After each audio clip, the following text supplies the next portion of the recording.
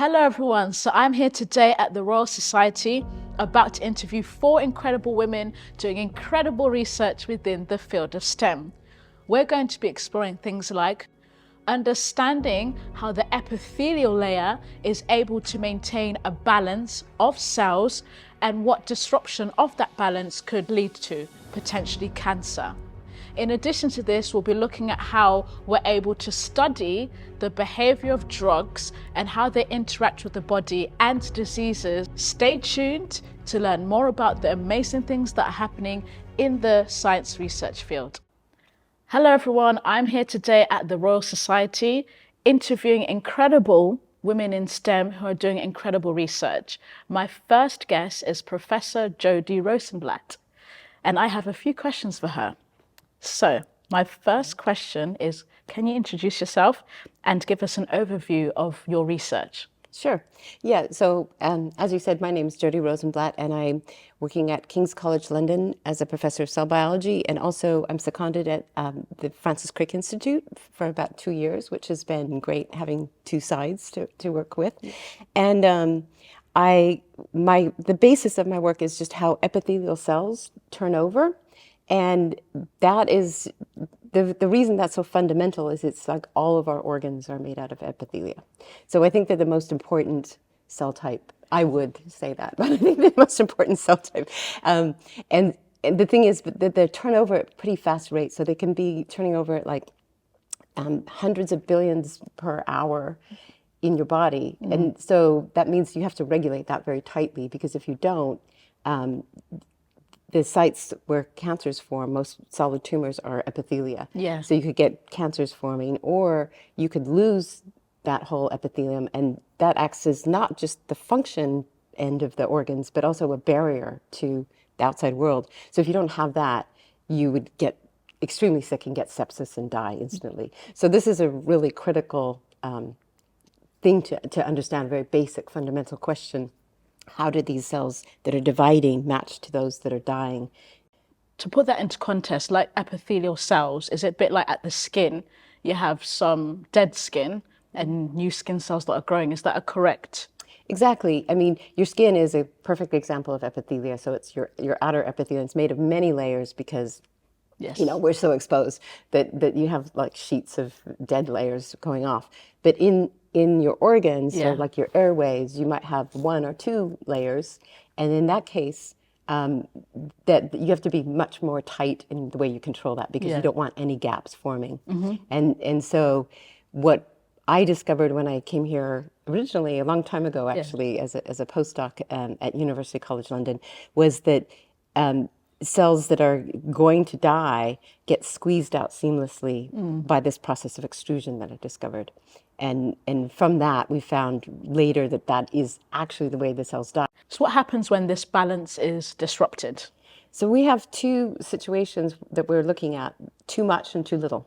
And that just makes sense. So one of the things that we found when we first started looking at the signaling that caused this extrusion process, which is fundamental, we're still working on it. And every time we uncover another layer, we find that is misregulated in some very aggressive cancers. Okay. And it was sort of surprising, because I think people were thinking, oh, it's going to be this death pathway, which is way downstream. Yeah. But it's not. It's really an extrusion. And so what we find is that the cells, instead of popping out to die, can pop back in and start to initiate metastasis. Can you, in simple terms, define what metastasis is? Yeah, metastasis is the time when, if cells escape and they start seeding tumors in new sites, your liver or your bones or brain, that's when it gets really hard to cure cancer. So it seems as though this imbalance that you've been researching could lead to cancer, could lead to asthma. Are there any other diseases as well that you've recognized?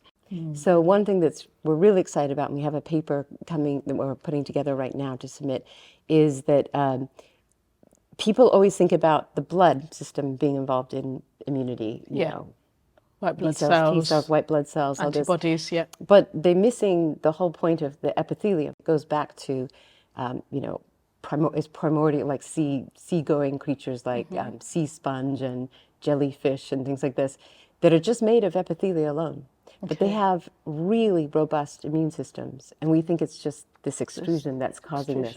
So when something seems foreign or weak, like you said, it's kicked out than complementary to being eaten by like an antibody or in the traditional sense. Yeah. So this is the first thing that will happen. And then if that goes wrong, then we get the blood system that everybody's been talking about. But because everybody's been ignoring the first layer of protection. Front piece, and so we think this is going to be really important because, you know, this is probably playing a role. We think that the epithelium can even learn this innate immunity, and they can, we've seen that one before, and we're going to react to it. What has been your most inspiring moment of research? When I realized that the cells were being squeezed out before they were dying, I realized this is really fundamental, because the pathways that people had figured out for how cells die, there's a Nobel Prize for it, are probably not relevant to that many of the cells in our body, and that this extrusion process is probably more fundamental to that. Yes,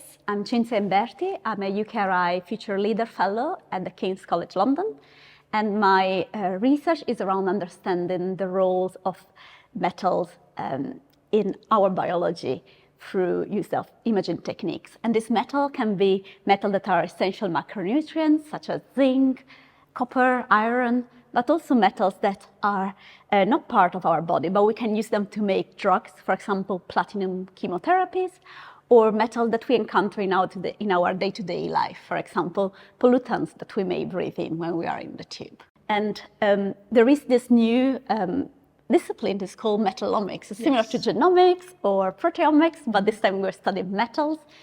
And that's where my research come in, and particularly on the imaging side, how to image these metals in biological tissue. So you're finding you're able to trace the metals and how they move in the body and how they behave. Can you explain a bit more in detail? Yes, so we have different techniques that allow us to actually track metal and either map them at a cellular or a tissue level, or to follow them around in the body in vivo. And this actually is my main primarily technique, is radionuclide imaging, which is commonly used as a diagnostic technique. So a patient may go and have a medical imaging procedure just to understand if they have cancer or other disease. But what my research do is to actually turn this on its head and use imaging as a tool to understand fundamental biology around the role of metal. And we have a radioactive version of the metal that we can use either to make a metal-based drug radioactive, so that we can follow through like its behavior in the body using a medical scanner. Can you give any examples of drugs that contain metals, and what observations you've seen? Is there a specific drug that you were following to see how it behaves, and what were some of the observations you found? So, for example, I've been particularly interested in platinum drugs. They are the biggest class of metal, of metallo drugs. And one of the main drug that is actually in the clinic is cisplatin. It's actually the first one that also got into the clinic. And it's used in so many patients everywhere in the world, but we still don't understand a lot about, for example, why some patients stop responding to the treatment and become resistant. So by one of the hypotheses is that resistant cancers stop taking up the drug. So the patient doesn't get as much platinum in the cancer as a sensitive patient would.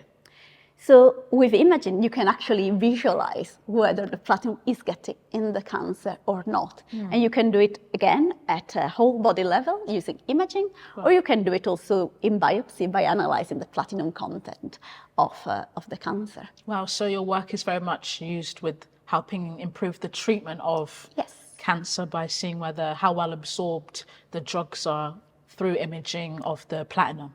Are there any other use cases outside of cancer that you've used this technique for? We are hoping to start in the near future to actually look at how particulates pollution that we may breathe in actually distribute in the body using this type of radionuclide imaging. So this research in the context of cancer is now being used for understanding how the body navigates pollution in the atmosphere, so actually contributing towards environment Yes. convert around environment initiatives as well as health initiatives as well. Absolutely. So on the topic of, imaging techniques, I'd love to learn more about how technology has advanced and how imaging techniques has advanced as a result of it.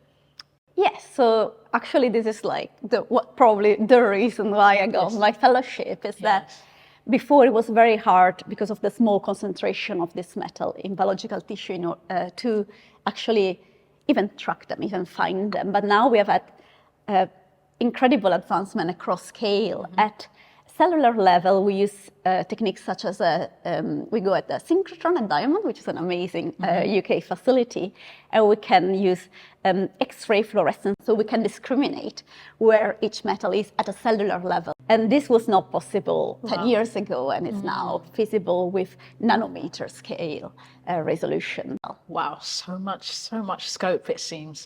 Why did you choose the UK as a place of research? Yes, I have to say it's not my first time in the UK. I actually came here first for my PhD, also at King's College London. So in a way, for me, it's also kind of giving back to the community that trained me and where I had so many opportunities to begin with.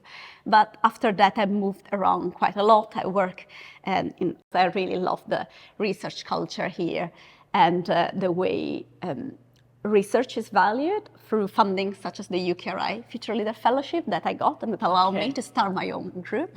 But also thinking about the future, there are other funding such as the ARIA funding that are really supporting very innovative and ambitious projects, which I think is almost unmatched in the world.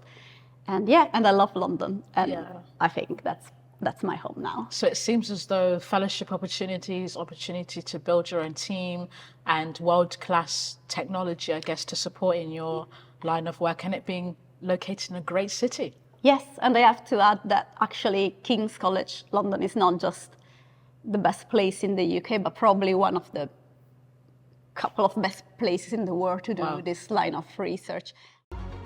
Thank you for listening to my conversation with Professor Jody Rosenblatt and Dr. Cinzia Imberti.